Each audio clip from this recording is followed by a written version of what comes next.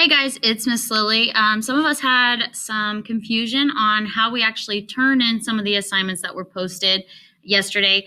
So if you have me, if you have Ms. Holderman, I'm just going to kind of give this overview of the types of assignments that you're going to see on Google Classroom in our classes. So if you want to know what type of assignment it's going to be, you can tell from these icons here on the left hand side of the title. So you've got basically three different types of icons you're going to see. If it's a question mark, that means that we're asking some type of question and we want you to put a response. For this lesson that we started with, we were asking you to come up with a question that you were going to ask Miss Halderman, okay, or ask Miss Lily if you're in my class. So that is what we were expecting there. If it's got this clipboard, that means it might be a Google form. It might be like a Google Doc, but it's some type of assignment that you're going to have to open up, complete, and then click turn in. Then the other type of resource you're going to see, it kind of looks like a bookmark here. That's just a material. That's an indication that you're not going to have to turn anything in there. It's just a resource that we want you guys to have. The resource that we posted was how to get into schools PLP.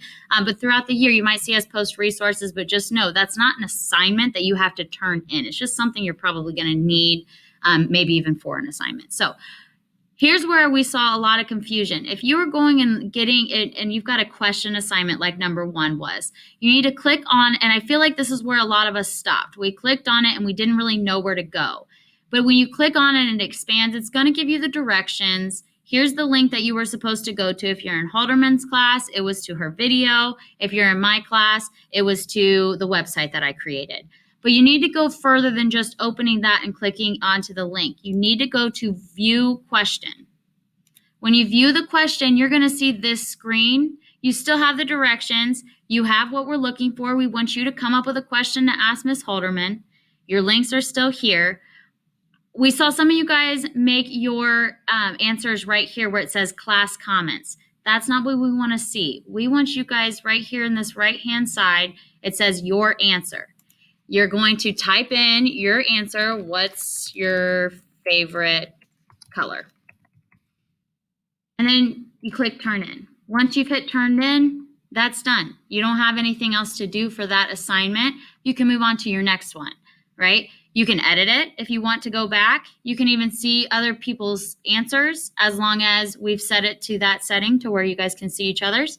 But that is how you're going to complete number 1. A lot of you have it missing on Google Classroom, but I don't think it's because you didn't do it or you didn't go and watch the video. I think you just didn't know how to actually answer it. So that's how you answer a question type assignment on Google.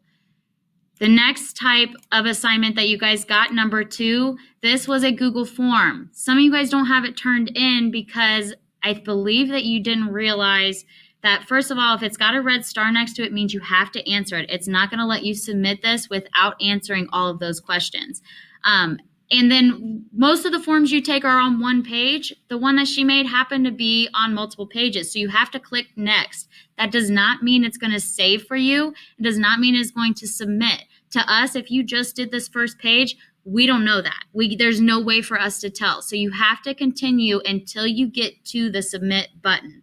Right? A form is also something you need to finish in the same sitting because you're not going to be able to come back and edit it unless the teacher says that you can. And that's a difficult process if we've already had certain settings on the form. So make sure when you sit down to do this, you're going to go through all the pages and you're going to click submit.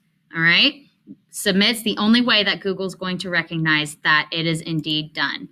And then the last assignment that you guys had was this choice board, where we already gave you the template for the Google Slides. All we need you to do is open that.